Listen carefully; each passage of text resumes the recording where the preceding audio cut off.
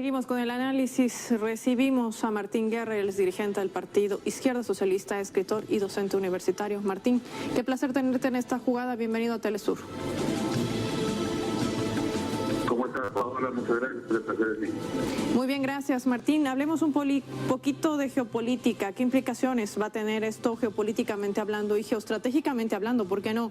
Cuando Pedro Castillo decide hacer un giro, no de 180, 360, al manejo de su política exterior y ese relacionamiento que tiene con países, sobre todo con los que comparte fronteras. Estamos hablando de Ecuador, de Bolivia, donde además participa de manera muy activa en la Comunidad Andina de Naciones en tema comercial, y la permanencia relación que tenía o que tiene, no sabemos si la va a dejar, con Estados Unidos y otros países. ¿Qué nos dices? ¿Cuál es tu lectura? Bueno, lo primero que hay que decir, gracias a la invitación tuya, es manifestar nuestra solidaridad con el ex ministro de Relaciones Exteriores de nuestro país, Héctor Béjar, a quien se le ha hecho una persecución, acoso por ideas. Lo que él manifestó ha sido manipulado por los medios de la concentración mediática. Se ha desdibujado la experiencia de vida del ex ministro Béjar y se ha transformado todo lo que dijo. Lo único que él señaló, que además lo que siempre explicaba y diagnosticaba en sus clases universitarias, en sus múltiples conferencias y en sus libros, es parte de la historia del Perú y parte lamentable de nuestro continente, la injerencia de gobiernos extranjeros en las decisiones autónomas, no solamente económicas, sociales y políticas, sino también militares. Y eso se niega, entonces estaría negando la existencia del Plan Cóndor, la existencia de la Alianza para el Progreso y tantas otras cosas que se han dado en nuestros territorios por decisiones unilaterales tomadas desde el extranjero y acertadas lamentablemente en vocación de servilismo por gobiernos de patria. Entonces, en ningún momento el ex canciller Héctor Béjar quiso a los miembros del ejército, de la marina de nuestro país, que han luchado desde su empleo, de su trabajo, por defender la patria. Eso no se hizo. Lo que hizo fue señalar acciones claves, concretas, en donde algunos miembros de las instituciones castrenses de nuestra patria y de muchos países de América Latina coordinaron acciones de represión contra nuestro pueblo, contra nuestros pueblos en el continente, y eso es parte de la historia, es innegable. Una puntualización, Martín, que haces, que es muy buena, porque esto forma parte de lo que ya desmenuzábamos con nuestros anteriores analistas de esta guerra mediática intensa que se mantiene desde el inicio de la campaña de Pedro Castillo. Ahora te pido que profundicemos por el tiempo un poco lo que es la geopolítica que va a manejar ahora el Perú con esta política exterior. Queremos saber qué implicaciones va a tener para esta nación andina este cambio de rumbo en cuanto a la aplicación de eje central como el multilateralismo. ¿Está buscando el Perú garantizar una integración en la región? ¿Cómo lo va a lograr? ¿Cuál es tu lectura? Claro, que justo por eso te señalaba lo anterior, porque ese intento de demoler al ex canciller Béjar en realidad era por la decisión que se había tomado de retirarse del Grupo de Lima, que estaba en el meollo de la integración latinoamericana y golpeando un mamotreto diplomático como fue este grupo que fue creado definitivamente para tener injerencia o permitir la injerencia del hegemón norteamericano en las decisiones autónomas del gobierno venezolano. Y si eso se llevaba a cabo como ellos lo intentaban, iba a ser pues precedente para otras intervenciones. Eso fue el neointervencionismo, el neocolonialismo desarrollado con una absurda visión antidiplomática en realidad, y que burla todos los principios de la diplomacia internacional. Entonces, ahora eso nos coloca a nosotros como peruanos frente a continuar con las viejas políticas de la diplomacia vendepatria, o qué se puede hacer en todo caso, porque si el que reemplaza en Cancillería a Héctor Béjar va a ser un diplomático de carrera, va a ser uno de los de siempre. Estamos acostumbrados a una política de diplomacia en los últimos tiempos que burla todas las buenas decisiones tomadas en tiempos antiguos de hermandad y integración latinoamericana de nuestro país. Entonces, como respondiendo puntualmente a lo que señala, parece que ahora vamos a continuar en unas condiciones de no priorizar garantizar la integración latinoamericana, de no criticar la injerencia, sino pareciera que nos vamos a quedar callados frente a estos temas que se están cumpliendo, porque no se ha oficializado el retiro del Grupo de Lima, y eso es importante. Entonces, tenemos que estar muy preparados para ver qué decisiones se van a tomar en cuanto a las relaciones exteriores.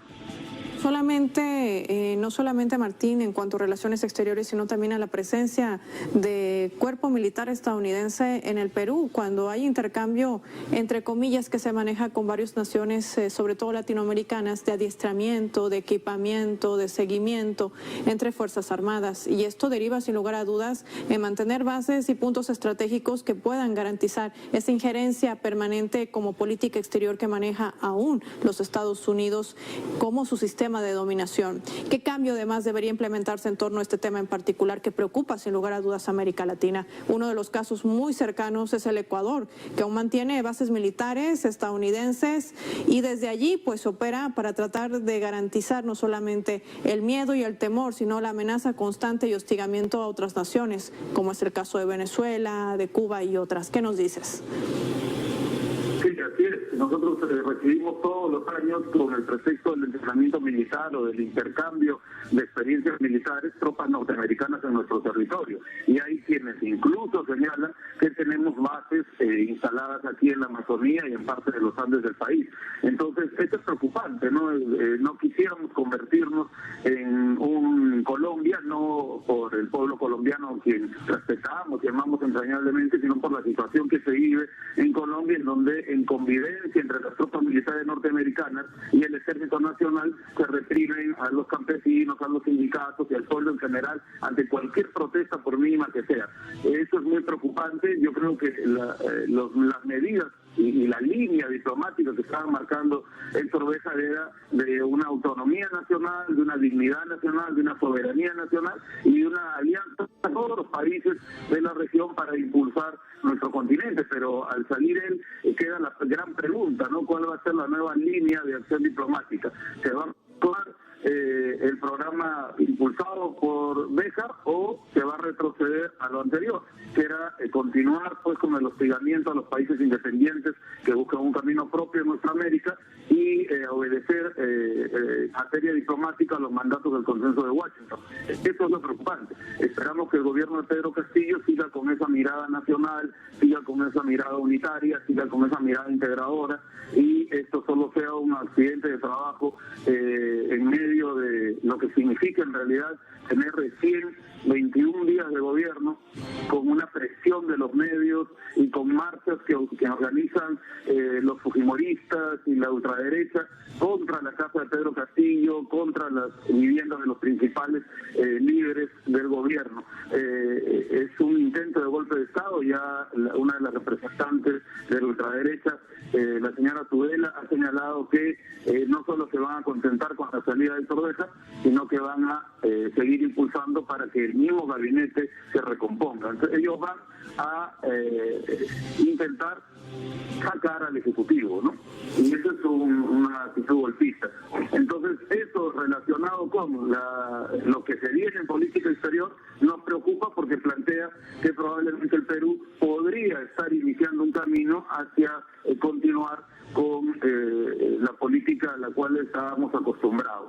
Es decir, seguir siendo lamentablemente una neocolonia del país más poderoso de nuestra latitud.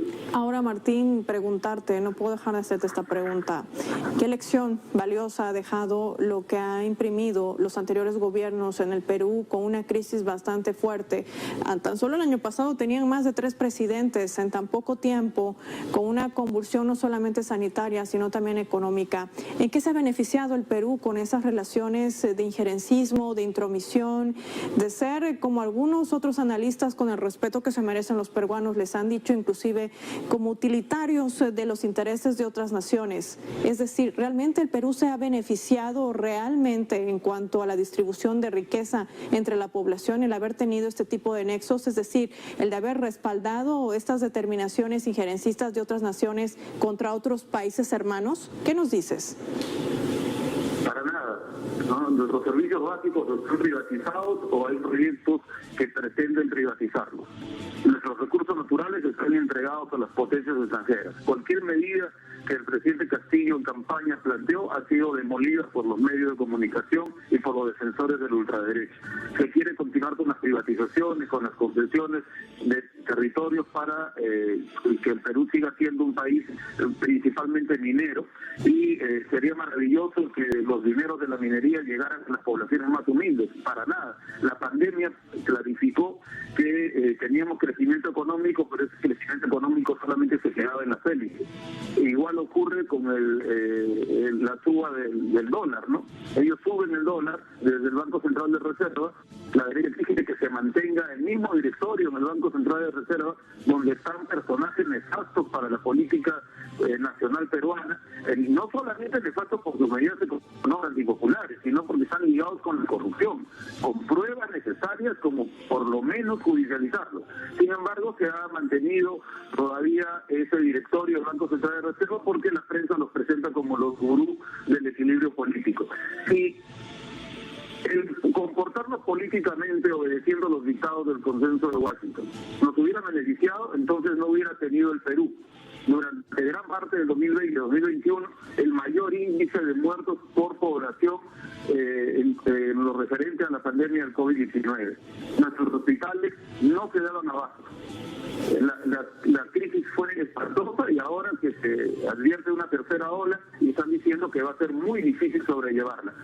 Miles de despidos, se han burlado todos los derechos laborales. El gobierno de Vizcarra trató de reactivar la economía, pero dándoles dinero y capitales a las grandes empresas, en desmedro de la economía de subsistencia de las micro, pequeñas y medianas empresas.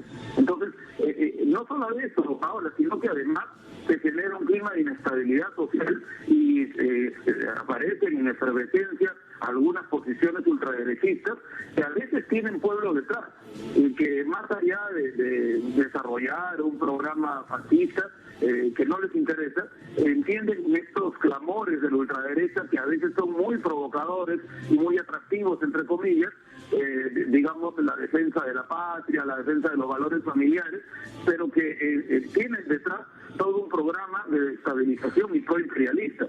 Pero además de eso, se ha retrocedido también en materia de debate político. Aquí no se puede criticar a nadie, aquí no se puede plantear una visión de diagnóstico respecto a alguna institución del Estado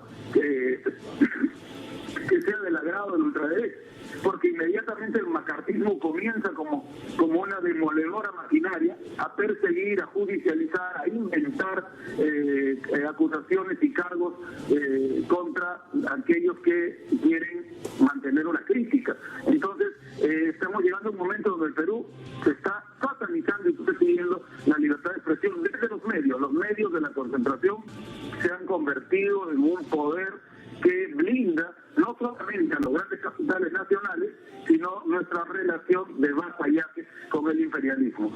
Martín, es importante puntualizar esto. ¿Crees que Martín, crees que esta situación que se da es solamente interna o ya viene con una receta externa? ¿Qué nos dices? Toda esta guerra mediática.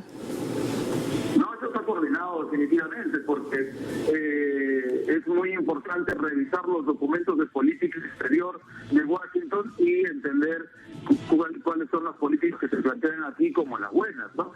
El gobierno de Pedro Castillo, me refiero, desde la ultraderecha, que intenta y está logrando algunas victorias, frenar cualquier intento mínimo de cambio, ¿no?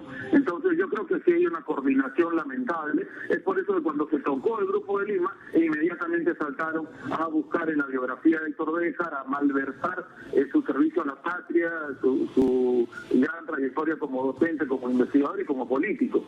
Entonces no van a permitir ningún cambio en el tablero de la geopolítica internacional, no van a permitir que nos desliguemos de las decisiones foráneas y que tengamos un propio camino, y van a luchar para eso. Pero por supuesto, supuesto el pueblo peruano también está en lucha y va a proteger su propio proceso y una visión más digna de las relaciones exteriores y también de la política nacional.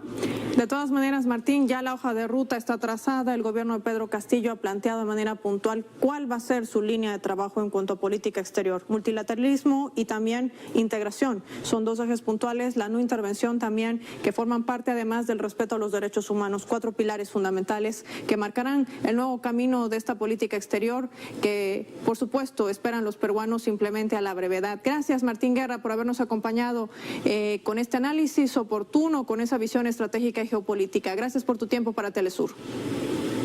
Muchas gracias, Paola. La línea trazada por el canciller Béjar no puede retroceder. Si eso se hace, sería burlar la decisión de los peruanos. Muchas gracias. Nos quedamos con esa reflexión, Martín. A ustedes agradecerles por habernos acompañado. Cerramos. Entramos de inmediato con el análisis. Nos acompaña para ello Héctor Béjar, ex canciller, abogado, sociólogo, profesor en la Universidad de San Marcos. Nos acompaña desde Lima, la capital de Perú. Profesor Béjar, bienvenido. Un placer saludarle. ¿Cómo está? Hola, Tatiana. ¿Qué tal? Saludos a todos. Muchísimas gracias. Profesor Béjar, ¿cuál es el punto definitorio de su salida de la Cancillería como ministro de Exteriores del gobierno de Pedro Castillo? El punto definitorio fue una exigencia de la Marina, que se sintió ofendida por mis declaraciones y publicó un comunicado exigiéndome que me retractase y que pidiese disculpas, cosa que por supuesto no hice. Y en esas circunstancias, el presidente del Consejo de Ministros me pidió la renuncia, lo que por supuesto hice ayer en la mañana. A partir de las horas de la mañana de ayer, el Perú está sin canciller hasta este momento. Profesor Béjar, todo esto tiene que ver con una conversación que usted sostenía en noviembre de 2020 con un grupo de estudiantes. Era una actividad académica, ¿es así? Sí, en esta actividad académica yo explicaba que los primeros actos de terrorismo en el Perú no acontecieron en los años 80, sino en los años 70. Específicamente en la segunda mitad de 1974 y la primera mitad de 1975, en que elementos de la Marina pusieron bombas, hundieron un barco cubano pesquero, pusieron bombas en la casa del almirante que era jefe de la Marina, es decir, su propio jefe en aquella época, e iniciaron una seguidilla, una secuencia de actos de terror que cubrió prácticamente 12 meses, 6 meses del año 74 y 6 del año 75, todo lo cual culminó en el derrocamiento del general Velasco, porque todo esto pasaba bajo el gobierno militar del general Velasco.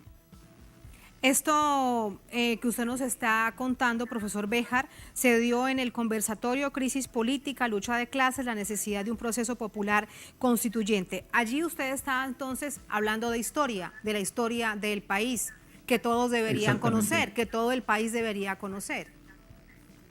Sí, exactamente. Y además la propia Marina publicó un libro el año pasado que se llama La acción institucional de la Marina, en la cual, en ese libro, reconocen que ellos fueron los que, y que sus elementos fueron los que participaron en la voladura de la mitad de la casa del almirante Faura, que era en esa época el comandante general de la Marina. Sí, otro de los hechos que allí se relataba, quiero pedirle por favor que nos detalle, es este. Vicealmirante Luis Gianpietri estuvo involucrado en la matanza de los penales en 1986, luego fue vicepresidente en el segundo gobierno 2006-2011. Estamos hablando del primer gobierno de Alan García. Ese también es un punto importante para destacar en el marco de esta historia, porque además es mucho más reciente. ¿Qué fue lo que sucedió, profesor? Lo que sucedió es que siempre en la Marina, tanto como en el Ejército y en general en las Fuerzas Armadas, pero sobre todo en el Ejército y la Marina, hay grupos de ultraderecha, que por supuesto menos mal que no han sido siempre parte de la institución, pero hay una especie de fujimorismo extendido, y yo diría fujimontesinismo, aludiendo al señor Montesinos, que fue el asesor ex, además agente de la CIA y asesor principal del presidente Fujimori, ahora en prisión.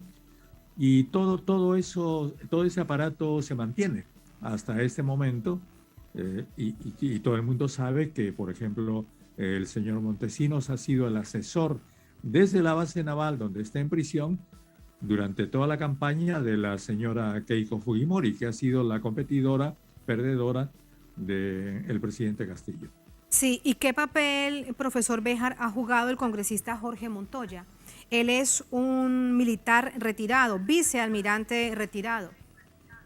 Él es un marino retirado y, por supuesto, es cabeza de la oposición en un grupo de ultraderecha que en realidad es una faz o una fase o una organización política del Opus Dei, que, como todo el mundo sabe, es una facción católica de la ultraderecha del catolicismo, ¿no?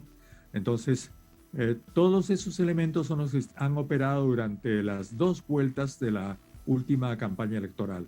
Han perdido, pero no quieren aceptar su derrota.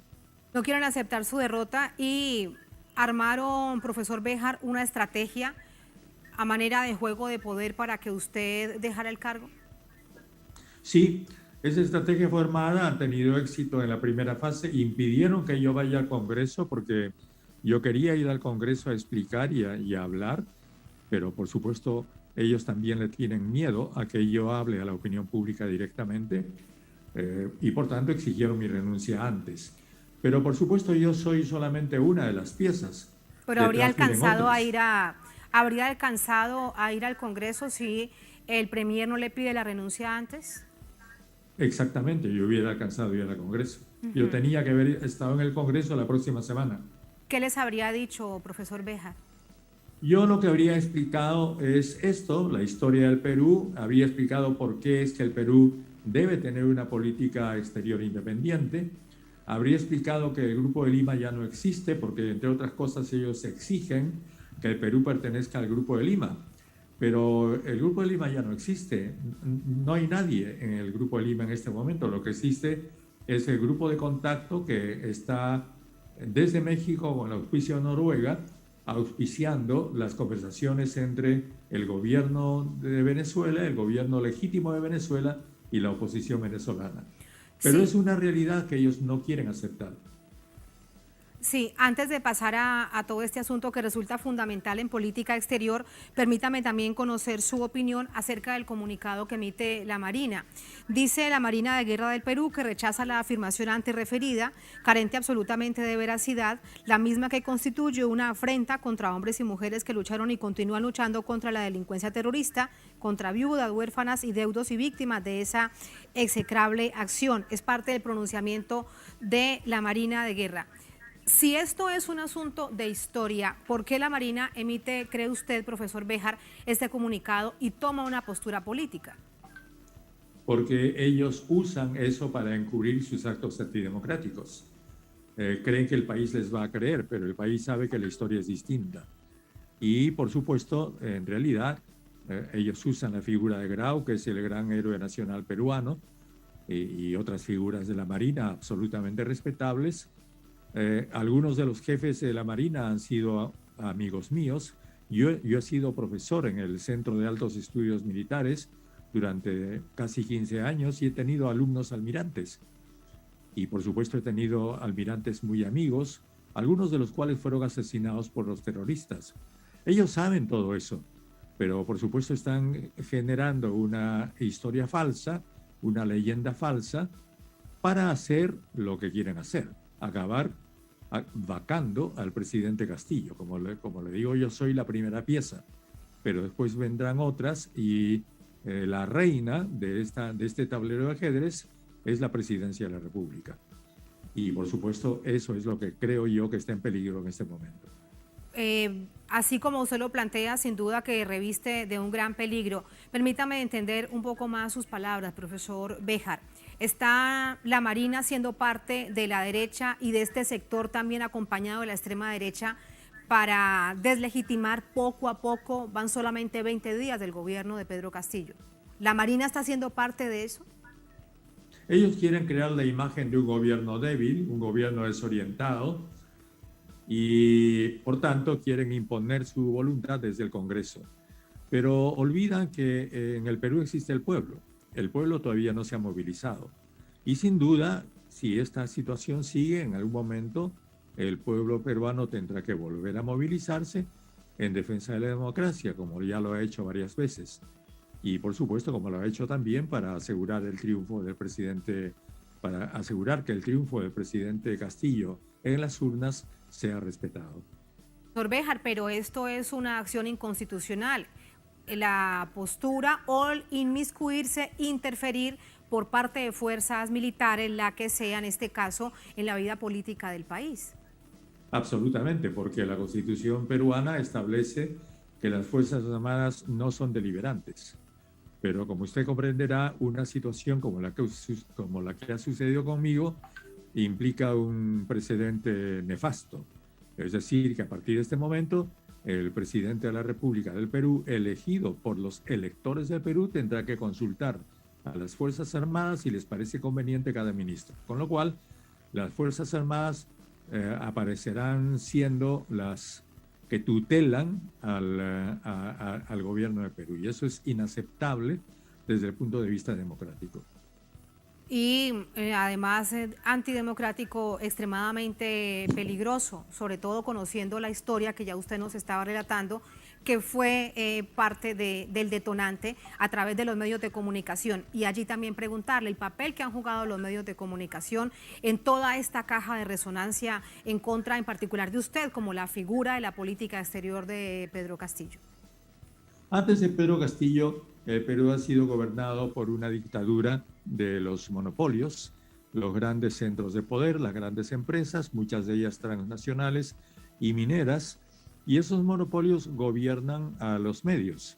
Los medios están concentrados, existe un solo monopolio mediático con 14 diarios que se llama El Comercio, y ellos son los que dictan la política comunicativa en ese momento en el Perú, en la radio, en la televisión y en la prensa escrita.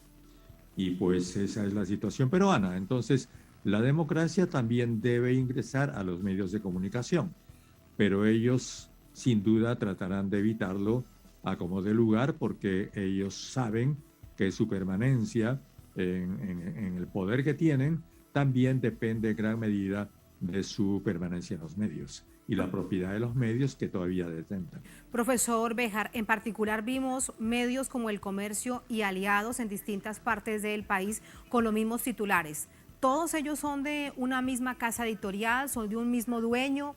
Se lo pregunto además en clave latinoamericana, a aquellos que no conocemos en detalle cómo funciona el sistema mediático corporativo dentro de Perú.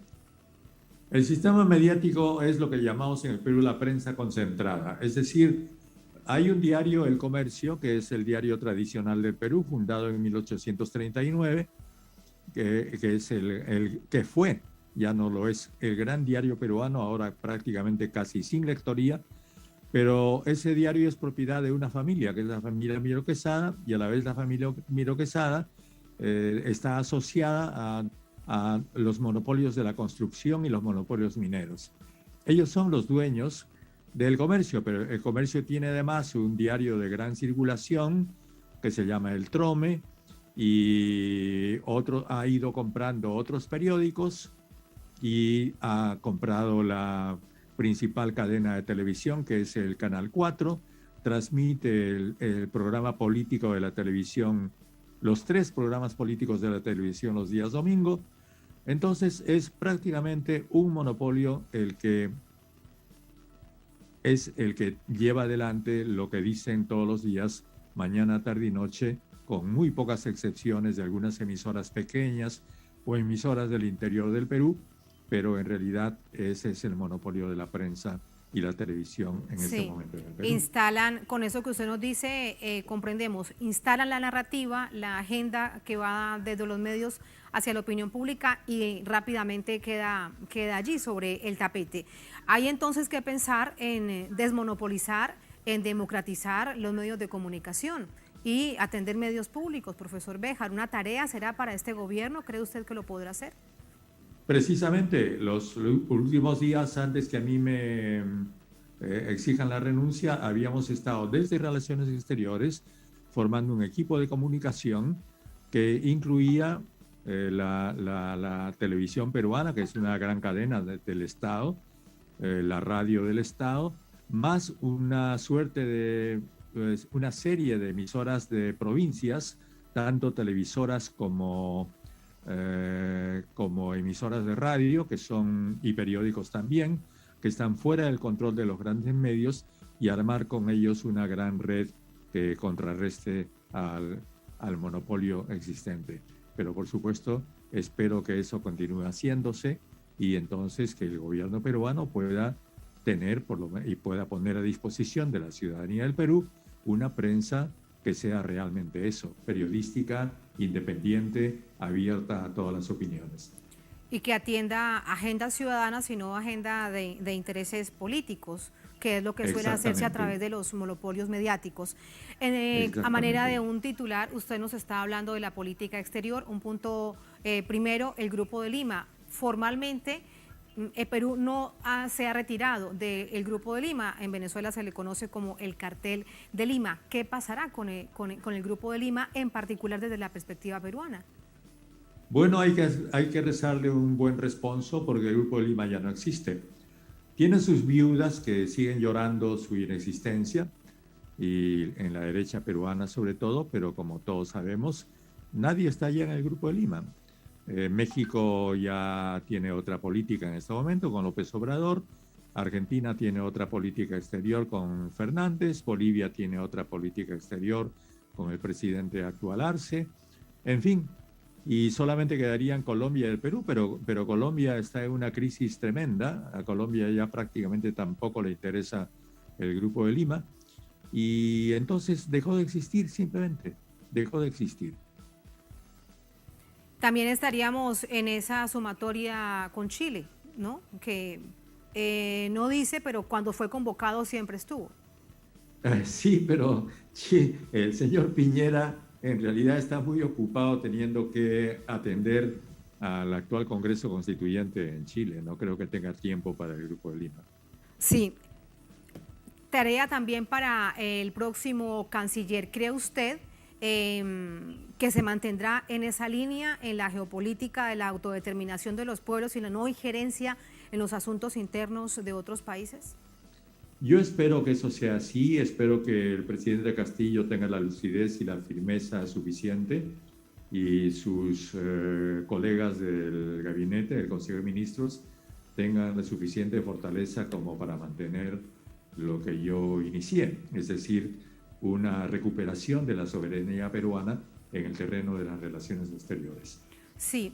Yo no he hecho otra cosa sino que aplicar la política de las Naciones Unidas, los acuerdos de las Naciones Unidas, la Agenda 2030 y todo lo que nosotros sabemos de rechazo a los bloqueos, a las sanciones unilaterales y atención solamente a aquello que se discute en los organismos oficiales de las Naciones Unidas, no en los grupos informales, porque el Grupo de Lima era un grupo informal, era un grupo constituido aparte de la Organización de Estados Americanos. Esto en términos ideales, profesor Béjar, usted da un asunto clave, y es que se mantenga la política exterior de todos nuestros países enmarcada en los principios que rigen Naciones Unidas, de la que todos somos parte. Sin embargo, vemos que no. Por eso le pregunto, en el marco del escenario interno complejo que usted ve en Perú, ¿cuál cree que será la política a futuro aplicada en términos de política exterior para el país? Realmente no veo la situación clara.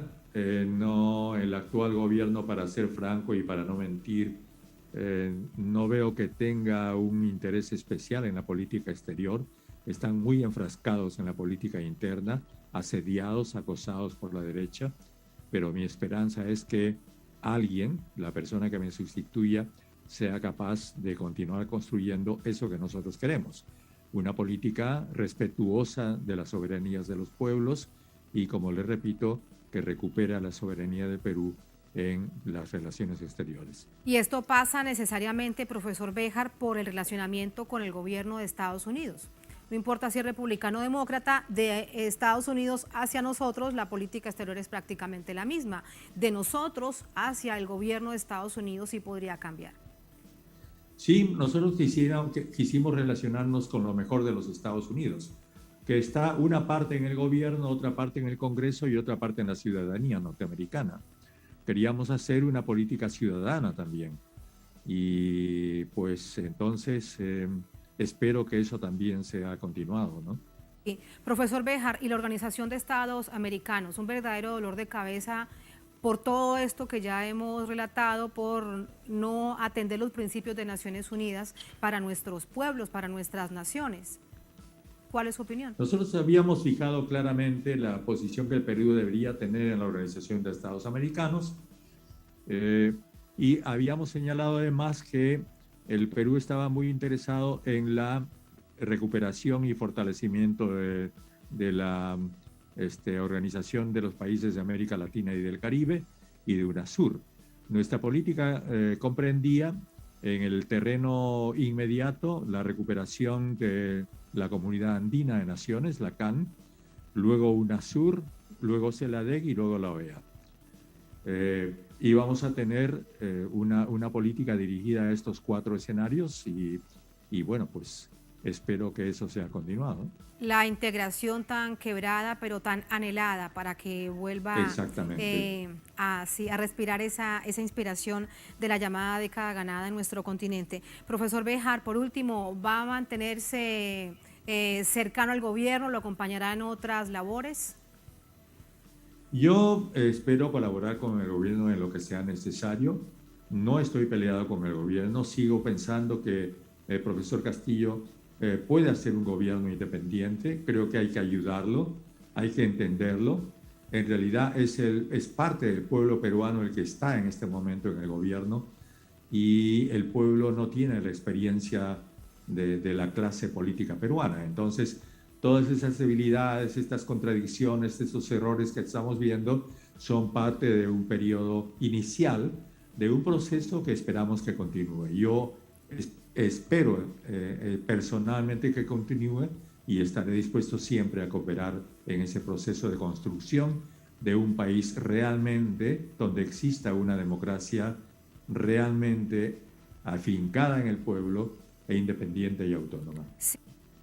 Pero con estrategias para no permitir que la derecha, y acompañada de estas nuevas figuras de la extrema derecha que salieron después de las elecciones y también por los medios de comunicación, es decir, por todos estos sectores que los han acompañado, no sucumbir ante sus presiones.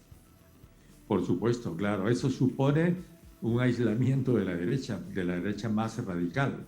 Porque también en el Perú existe una derecha civilizada con la que se puede dialogar, pero esa derecha en este momento está muda, asustada por estos grupos neofascistas que se han apoderado junto con los medios de comunicación del escenario político peruano.